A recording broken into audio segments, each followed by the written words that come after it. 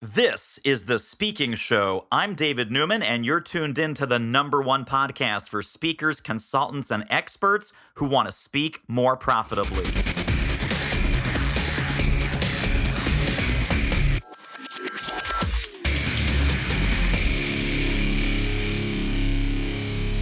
Christine Schlonski, welcome. Woohoo! So excited to be here. Thank you, David.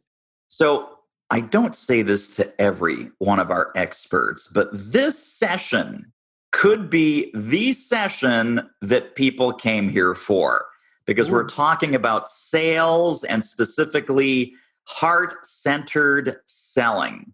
And by the way, no matter who you are, no matter how experienced you are, this is the session that you came for. No pressure, but no pressure. Very, very important topic. So let's talk, because most consultants, most experts, most thought-leading professionals, they say, well, I love working with my clients.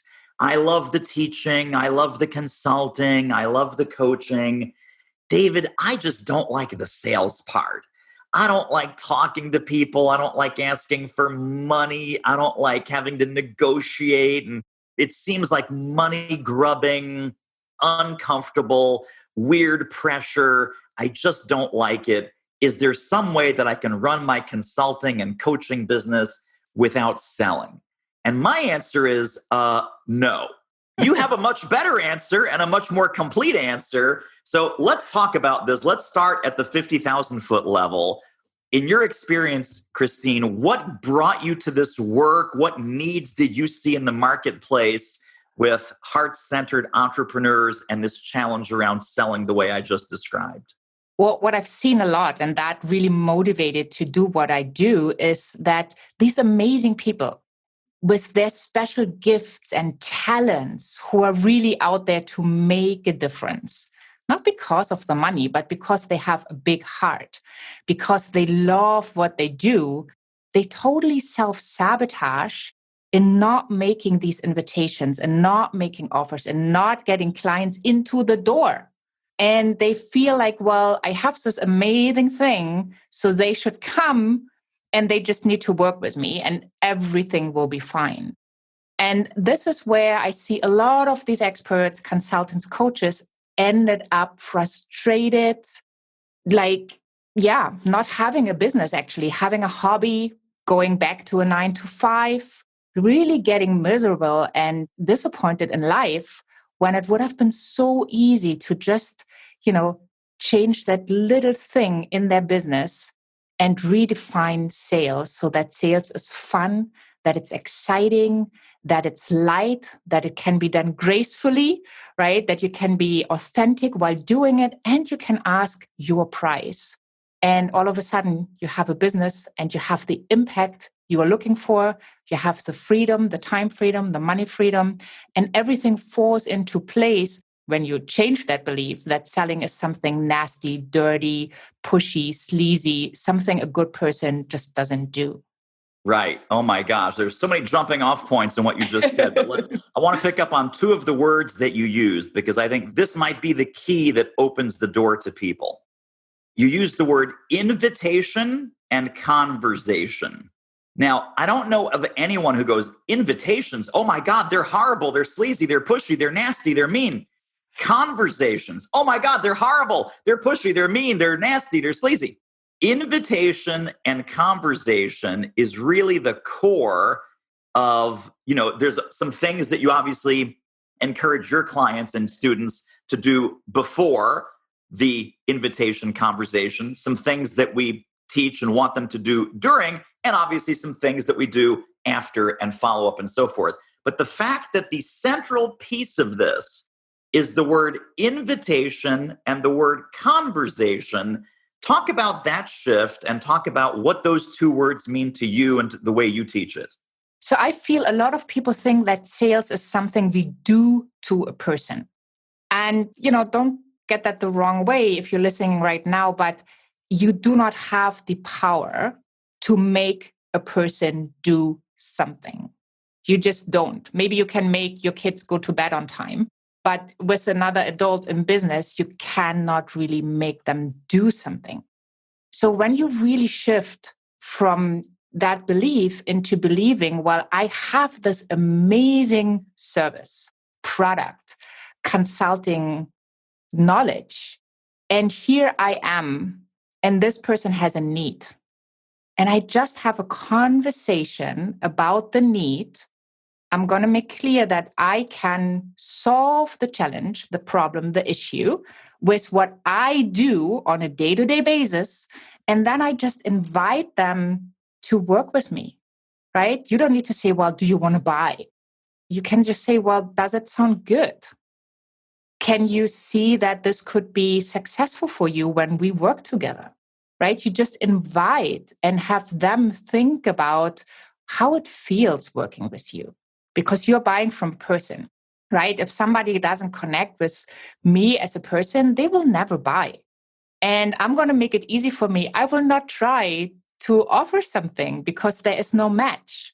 But if you're going for your soulmate clients, for those that put a smile on your face when you see the entry in your calendar, or when they book the next session and you're just so excited about having the session, then it's easy to invite them. Why wouldn't you? Right? Why wouldn't you support someone you love to spend time with? And you believe in what they do, you see their potential. So all you need to do is have a great conversation. That shouldn't be too difficult. You have it with your friends. If you talk to your soulmate client, that will feel the same way, just an amazing person you love to be with. And then you invite them to work with you. And all that can happen is either they say yes, or congratulations, or they say no, all right. Or they say maybe. And I want to invite you to not go for a maybe because that's going to keep your energy and you will be thinking about it and wasting your time. So always go for a yes or a no. And if it's a no, that just means not now. And you can ask why that is so you understand and you learn.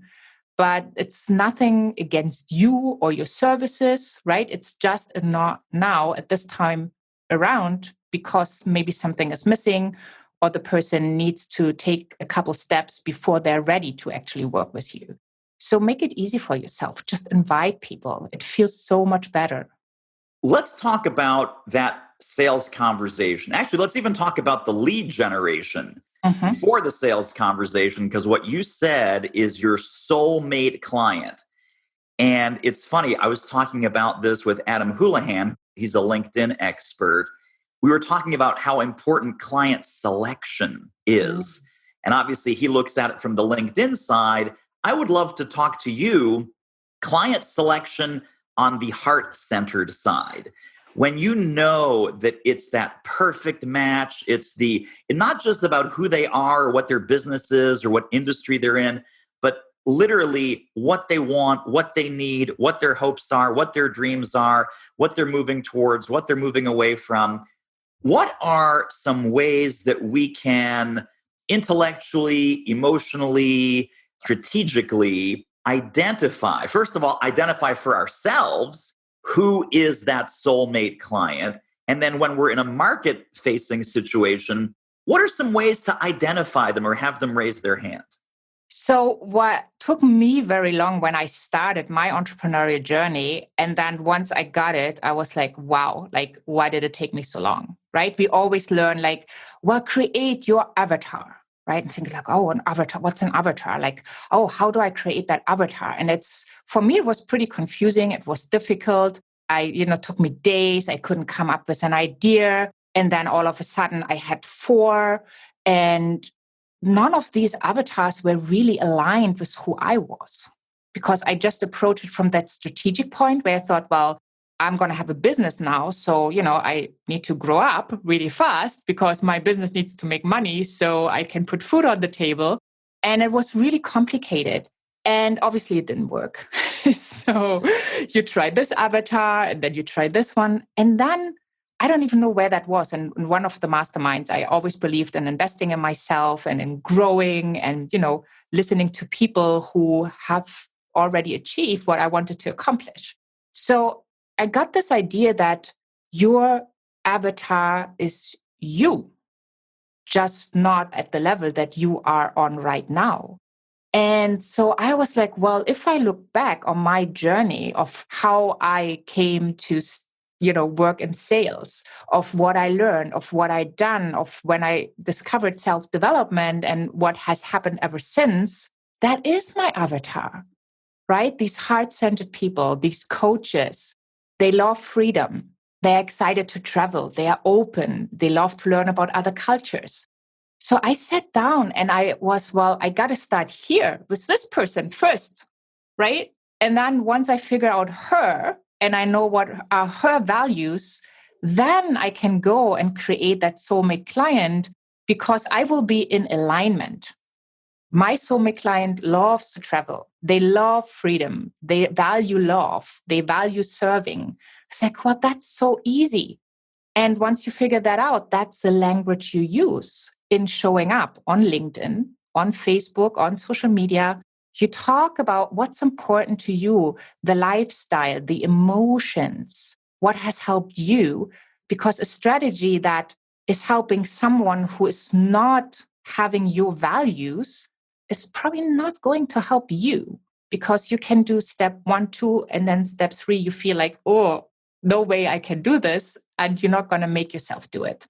But once it's in alignment, once you feel excited, even though that growth oftentimes hurts a little bit, but you know about this, then you can approach it in a different way. So I think that's so important to understand that no matter with what kind of avatar you come up in your mind, the person who puts that smile on your face, the person you love to have conversations with, they are very similar to you.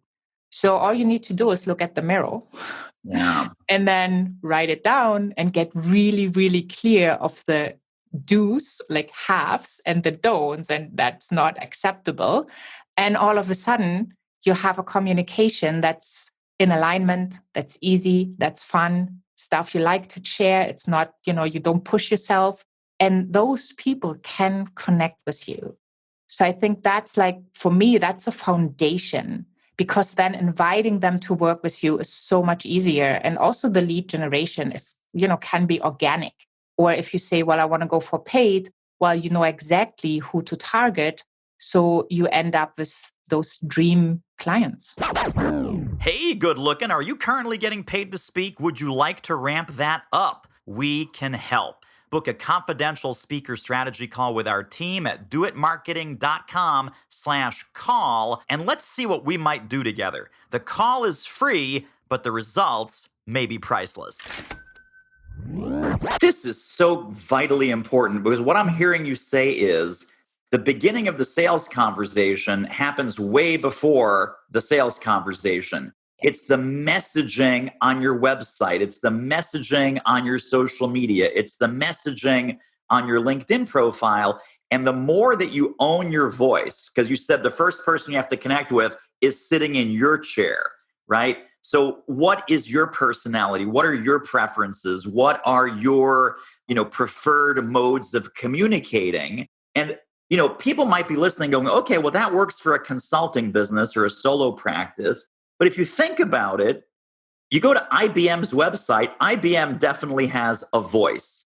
And that's a different voice than, let's say, Lexus, right? The car company. And that's a different voice than, let's say, Rolex, which is the watch company. So you look at these giant corporations, they are obviously communicating in a way that attracts their ideal client and either doesn't resonate or perhaps even repels people who they don't want to speak to. Literally speak to, speak through, speak with, right? Who are you trying to attract? So that messaging happens before we ever talk to anybody on the phone or ever talk to anybody in a strategy session or talk to anybody at an in-person event or a Zoom event. That is really, really important. So would you say that when your clients struggle with this avatar or this buyer persona, and they're flip-flopping, like, well, maybe it's, women entrepreneurs over 50. No, wait, maybe it's stay-at-home moms. No, wait, maybe it's... The first step would be stop, slow down, stop looking outside, and start looking inside. Is that the advice if we're flip-flopping too much? Yes, totally. And then don't go for the demographics. go for the emotions because you're creating a journey for your customer, right? And that journey starts with the first word they ever read or hear or see your picture for the first time. That's where it starts already. Yeah. So you're creating a journey. So get clear of how did they want to feel when they interact with you? What can you do to elevate their spirit? What can you do to inspire them? What will they be inspired by? Yeah. Right? Somebody who doesn't like traveling, they don't care about any of my travel posts. Right. So my client, they love traveling. So they check out all my stuff. And I love sharing. So what do you want to share? What's the love you want to share with your soulmate client? And once you get really clear about that, it's super easy. It's nothing, secret, but starting with you and describing a type of person instead of saying, well, stay at home mom, right? So you can serve coaches, authors, you can serve consultants. They're all different, but the type of person is similar. And that's where you make your marketing easy. That's where you make your sales easy. And that's where you stop feeling like you're pushing someone or you're doing manipulation. It's just natural. You're Right. having a great conversation. And then if it's a fit, and that's what you decide, they apply to speak to you. So when you decide they are a fit, well, the next natural step is to onboard them, isn't it? Right. For sure. Yeah. Let's talk about, before we get to that wonderful onboarding phase. So far, we've talked about setting the stage, knowing yourself, knowing that soulmate prospect who's actively looking for you. We didn't say this, but it's very important. They're actively looking for someone like you to help solve their urgent, pervasive, expensive problems. That is setting the stage for inbound, right? They find you, they see you, they come to your website, they see you on social media, they see your LinkedIn profile, and they go, hey, I think I found the person that might be able to help me. Let's talk about the outbound side of this, because this is another area where consultants are really skittish. They go, oh, prospecting? You mean reaching out to people? So, what is the heart centered, heart selling? And I keep using that phrase, by the way, because Christine has an awesome podcast called Heart Sells, the Heart Sells podcast. So, what is the heart selling prospecting methodology? How can people start to proactively go out into the marketplace and see who resonates with their message? Well, first of all, when you're really, really clear about that soulmate client, you will also know where they're hanging out, right? It's like that example when you are looking for a relationship and, you don't like people, you don't want a husband that drinks, you don't go to the bar, right? If you want someone who loves art, you go to a gallery. So you do that with your soulmate clients too. Like, where are the groups they are, spending time in? What is the conversation in those groups? How can you, give value so that you have a reason to reach out, right? So really have or analyze where to go to. Like, maybe at one time we will have regular networking meetings again. So then, like, what are the networking meetings that your people go to? Where on LinkedIn are they hanging out? How can you approach them by delivering value and by not saying, hey, I saw you're doing X, Y, that. I have a solution for you. Do you want to know more? Probably not. So, what is a really nice way where you can give value and share something with them that helps them? So, you have a reason to follow up, and then you can make that invitation to a call or to an event or whatever you want to start with. Right, for sure. Let me ask you this, Christine, because I know that there's various philosophies about this around the specific sales conversation. Some people believe in scripting. Some people believe in word for word scripting. Some people believe in bullets. Some people say, I don't use a script. And, I've also heard some other sales trainers say, when you don't use a script, you are using a script. It's just different every time, and you're going to screw it up 95% of the time. Not using a script is a script, meaning it's totally random, totally haphazard. It's a total mess. Yeah. So that's kind of another metaphysical observation that, oh, you don't use a script? Sure you do. It's just a different script every time, and 95% of the time it doesn't work. So what is your personal philosophy? Should we have index cards, post-it notes, fully written out kind of script like an interview? Because you said something really important. They're applying for you.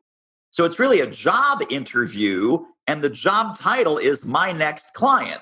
So I need to interview my next client as much as they're going to interview me, perhaps even more so. What does the scripting mechanism, how does that work in your world? So it's such an interesting question because I don't feel there's like the perfect answer. I feel it depends a little bit on who you target. So when I was still in corporate and I was cold calling, I had a script written out word by word. And you might get the idea that after 12 years, I kind of knew the script by heart, right? I didn't need it anymore. Well, even after several months, you know what you're talking about, but I still had it in my hand to guide me because then I knew, okay, this is already covered. It's important information they need to make a decision. So if you forget half of these points, how can they make a decision? So I do believe you should have, it doesn't maybe need to be word for word, but especially at the beginning, or if you're not really confident in those sales conversations, have a script. You help yourself to stay focused, to ask the right questions. And if something comes up, like you are, describing something and your client or potential client is asking something in between, you get totally distracted. And then you forget where you were, or if you already answered this thing in this conversation, or if it was a conversation just before. So I highly recommend that you have some kind of outline where you make sure you have asked all of your questions, right? If you interview for a job, obviously every really great HR person, they have a list of questions to make sure you are the right candidate. And you want to do that with your clients too. You want to have all the questions that are important for you so you can make sure you only work with the right people who are able and capable to get results, right? You don't want to onboard someone who, gives you a headache, who doesn't get results, and then who goes out on the market and says, well, working with this person was a waste of money. Right. So by giving yourself the permission to have a written piece of paper, and, I like to have something in front of me because, as I work globally, I do Zoom calls. And I don't like to have another window open where then, go and leave the person and I'm reading somewhere on my screen. So I have to like to have my guidance, like actually, like a notepad, and take some notes and also have my questions prepared so I can make sure that I am the perfect match for this person. Because if not, they should go somewhere else. I should not take their money if I'm not 100% convinced that working with me is the best thing that can happen. Right? You need to be really honest to yourself because otherwise you will not do the work you should be doing when you do a great job with that person, right? So definitely have a script. And if you are not really experienced or not very confident in these conversations, make sure you write it out. And I wouldn't go with index card necessarily, but I would have priorities on the script. Like, what is the foundation to keep the conversation rolling? And, whenever they qualify for the next step, you go on to the next question. And if they don't qualify and you feel like, ooh, 2 red flags already, and we're not even like 10 minutes in the conversation, you don't need to finish that conversation, right? You can just politely tell them that you feel that you can't support them in the way they need support. And then you offer another resource or you send them to someone, that you feel they are a better match with. And you just finish the conversation. So don't put the pressure on you. Yeah, no, for sure. I think the other really important thing that we did not explicitly say yet, but we're going to say it now, is that your end, right, the consultant's end or the salesperson's end of this script is 90% questions. So you're not talking about how great you are or how fantastic your program is, or it is 100% focused on the client. where they are, where they want to go, their obstacles, their challenges, their craziness, their upset, their gaps, their heartaches, their headaches, what they'd like to solve, their dreams, their outcomes, their results that they're committed to getting.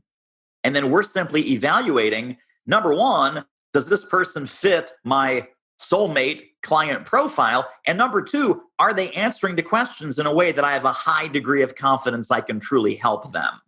Yeah, 100%. Thank you so much for bringing that up. That's so important.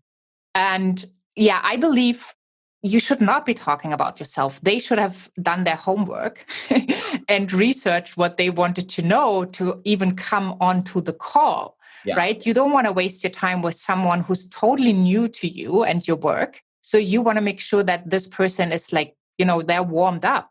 They have been on your website. They've checked out your programs. They maybe talked to someone they know that's working with you. So it's not your job to convince them how good you are and that you get results. They come because they feel you are good for them. And then it's really that interview style where you understand or you make sure that they are a fit. And if not, then you let them go. Now, one of the things that prospects do, because prospects are human, is you start asking all these penetrating, really important questions, and they start giving you very surface answers. And most consultants and most salespeople, because they're committed to being polite, they go, oh, okay. And they'll take that first answer at face value. They get to the end of the sales conversation. Person says, you know what, Christine? I'm good. Thanks. This was a great call, but I'm going in a different direction. I'm talking to 5 other coaches. I'm going to figure this out myself. We keep the surface level like a little guppy at the top of the ocean. And we never go deep like a shark who's always in motion, going deep under the ocean. How do we overcome this politeness impulse? And how do we start to dig heart-centered, caring, loving questions so we get a second level question, third level question, fourth level question that really uncovers what's going on for that prospect? I think when you're really open, when you start the conversation, I always ask, well, what made you invest the time today? So they will tell me, well, what was the motivation for the call? And then from there, I tell them, well, I have questions for you because I really want to understand where you are, what, the challenges, how we can solve it if I'm the person that can help you solve it. So please be okay with really going deep, right? Some questions might not feel that great, but I would really invite you to be honest and open so that we can lay out the perfect plan to help you to get to where you want to go. Right. And that's that invitation. And then in the conversation, when you feel like, oh, that's a surface thing, you just say, well, yeah, I feel that this was a good answer and I like this and this part. So obviously you're being honest, you're picking out what you liked. And then you can say, well, I feel, or I think, or somehow I have this idea that there's more to it. Can we go deeper? And, you get that permission. I mean, depending on what people share, that sometimes, it can be kind of dramatic, or they never ever shared it before, or maybe they have shame because they still haven't gotten a solution and they've been trying for years. So they will feel that you come from that place of love, that you truly care. And once they feel that and you have opened up that space, then they will be open to give you the answers you're looking for. Yes, yes, and amen. What a great episode. Wowza. Tell you what, if you want to ramp up your revenue as an expert who speaks professionally, you should really check out our free online training at doitmarketing.com/webinar. Let me ask you just the premise of this sales call, because you're being very transparent and you're being very authentic in every piece of scripting that we've shared so far. When they come on the call, Christine, and I know that different experts have different opinions about this, do we call this a discovery call, a strategy session, a coaching call, or on some level, are they aware that it's a sales call and what we're doing on the phone, the entire purpose of our call is to see if we are a good fit to work together? So there's the kind of the free strategy session, which kind of a veiled sales call, sometimes not so well veiled, or it's, hey, I have a program, you have a problem, let's jump on a call, let's figure out if it makes sense for us to work together. Where do you draw the line between how explicitly they're expecting to hear an offer or to invest in a program? I would just be open, because you don't want to waste your time. And then at the end, they are disappointed that it's a sales call. You can call it whatever you want to call it: strategy call, sales breakthrough call, sales assessment, whatever it is. But I always say that when they book, like, if we discuss that challenge and we feel I have something that helps you move forward, I will be making you an offer. Right. You say that like right there on the website or on the landing page or on the scheduling page. Yeah, when they schedule on the scheduling page, I say, well, we're going to get like the one thing that holds you back or your next best move. And then also when we feel it is a match and I can be of support, I will show you how you can take it further, or I will make you an offer. Yeah, when I started out and I wasn't really confident in how things work, I wasted a lot of time with people who were really excited to get my call. And then, finding out, well, this could be a sales call, never felt good for both of us. So I shifted from saying, well, this is what you get. You still get a ton of value if you work with me or not. You will be so much better off after the call. But if it's a fit, I let you know right now, I will make an invitation. I love that. It's just totally open, totally. And, that's going to give you fewer calls, but way better calls. It's going to Definitely. filter out all the tire kickers, the window shoppers, the non-serious people, so that you're only booking calls with serious prospects who are interested in getting your help. Yeah. Let's talk about something also very important that you said, because so many of these gems are flying by. I just have to try and catch them all. You said, I want them on the call already knowing what I do, already knowing where I stand on things, already knowing my credibility, my platform, what I believe, what my programs look like, even if it's big picture. I don't want to be on the call convincing and persuading them to buy from me. I want them to be excited, and they've got questions, obviously, and so forth. What happens before people get on the phone with you? How do you make sure that they've consumed some website content or a video or some, pre-call material that they might have listened to the podcast or who knows what? They might have, seen you on various summits like this one and said, she's really awesome, I should talk to her. But how do you make sure, depending on where and how the lead came to you, that they are seeing and hearing what you want them to see and hear before they ever do that call? Yeah. So before somebody gets on a call with me, they fill out an application basically, so that I have more information about them. I know, like, do they even have a business? Where are they at? What's the biggest frustration? Do they struggle with sales calls? Do they struggle with asking for money? Like, what's the struggle? And then also I ask them, like, how ready are you to leave that situation, to really get things going? And I have a question, I'm in the process of changing that slightly, but it's like, yeah, I'm 100% ready. Well, I'm 80% ready. I'm 50% ready. And I just want to call with Christine.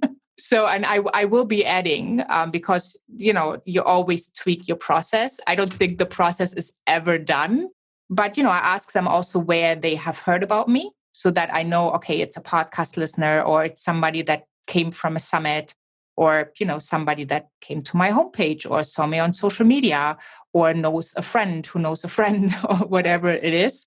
So I have an idea of how ready they are.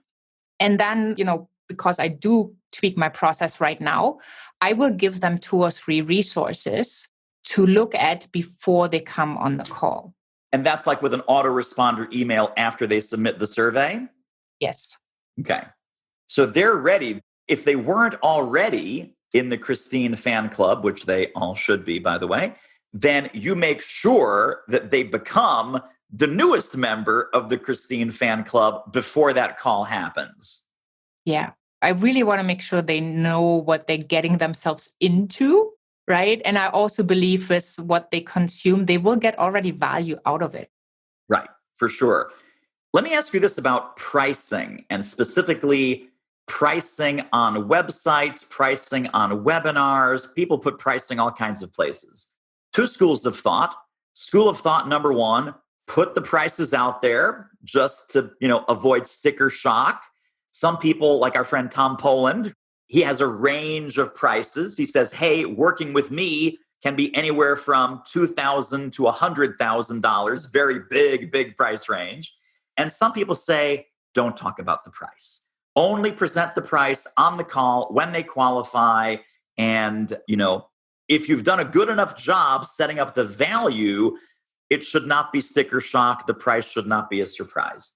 Where do you stand on how and when and where to reveal pricing, especially in this heart-centered conversation? Because I can imagine people listening going, okay, Christine, I love everything you're doing. I'm going to sign up. I'm going to implement. This is great. I'm heart-centered until we get 90% of the call. Then I freak out because now I have to name my number. What do we do before and during that call to make even the pricing conversation a heart conversation? Yeah, it's such a great question and difficult to answer. Again, I don't think there's like this perfect step 1, 2, 3.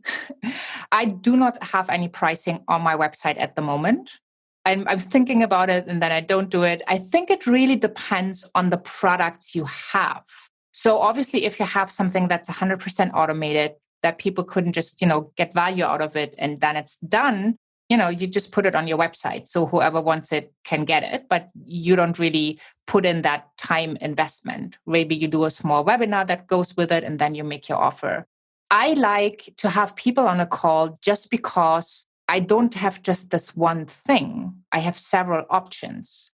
And I like to see where are they on their journey? What would be the offer that they get most out of? Right? So for somebody, it could be that the perfect solution would be to work closely with me for a whole year. Another person, it's maybe 6 months. And another person would be so much better in a group coaching program. So having them on a call also permits me to understand their needs, to understand where they are and help them to, make that decision and really offer from my heart what I think serves them best. Right. And that's something that we probably connect with sales. Like, obviously you offer your biggest offer. And then if they don't take it, you go a step down. And if they don't take it, well, then you go the step down. And if they don't take it, they can do the self-learner course. And then, you're done. Right. So I believe in offering what helps them most. And they will feel that. You will get that in the conversation. And I also believe that people who really, really desire to have something find a way. They find a way to organize the money. They find a way to maybe ask you if you had a payment plan available, but you bring your conversation on a different level. And you have that opportunity to talk to the person to understand them, which I think when you put on your website, it's anything between X and Z, and you have that big range, that doesn't really help for the person. I feel it pushes them more away because they think, well, they are going to make me the biggest offer because they want to make money, which is kind of the business thing. When you come from a heart-centered place and you say, well, this is the right thing for you and this is where I can take you, this is what you're going to get out. It's a different conversation, but a website would not reflect that. Right. No, absolutely. I love customizing it and tailoring it to the conversation that you're having in the moment with that particular person. All right. Wow. So many value bombs. I'm going to be greedy because usually at this point I say, Christine, what are 1 or 2 ninja moves that people can use in the next 90 days? Now, you've given us like 5 or 6 or 7 already. People need to rewind. They need to re-listen, and you'll get all of the great things that Christine has shared. Is there anything else, maybe one Christine ninja move for revenue generation that we have not talked about yet that you can give fairly quickly? Make a list of 10 people you already know, because sometimes we don't see the low-hanging fruit, so to speak. Make a list of 10 people you know and those 10 people you have not a sales conversation with. You're checking in with them. You're doing a research conversation. And you just figure out where they are right now, what kind of support would they need. And if you feel they are ready to buy from you, you ask them for a new appointment and you tell them this is going to be a sales conversation, a discovery session where I can show you how we can work together. But don't mix it up because it will feel really, really weird when you say, well, I just want to have a friendly conversation. How are you? Or I haven't talked to you forever. And then all of a sudden you say, well, and that's my package and it is X thousands of dollars, right? That doesn't go together. So really think of who in your context, and I'm quite sure you have a ton of them, who are the 10 people you can have a conversation with the next week, and then really figure out where are they on the journey? What do you have that helps them to move forward? And if you feel in that conversation, it would be a match, make a new appointment and have a proper sales conversation. I love that boundary. I love that distinction because it's high integrity. It is you keeping your word. It's about having the caring and connection conversation first and then asking them if they would like to have a conversation about how you can more formally be helpful to them. Yes. Love that. $1 million idea right there. $1 million idea.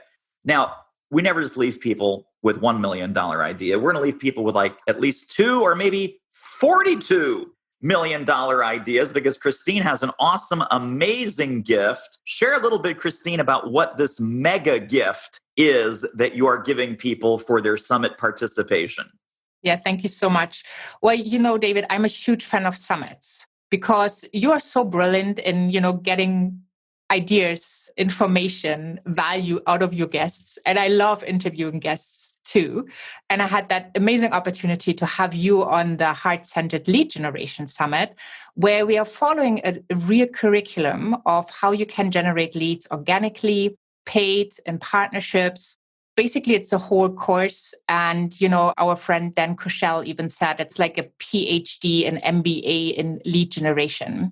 And it's 40 amazing experts sharing their knowledge. And when you go to my website, you can get the experience. Every day you get interviews right into your inbox that you can watch, and you can choose what are the strategies that are aligned, what feels great right now, where can you get more leads in a heart-centered way so you can really fill your client pipeline with ease, grace, and have fun in the process.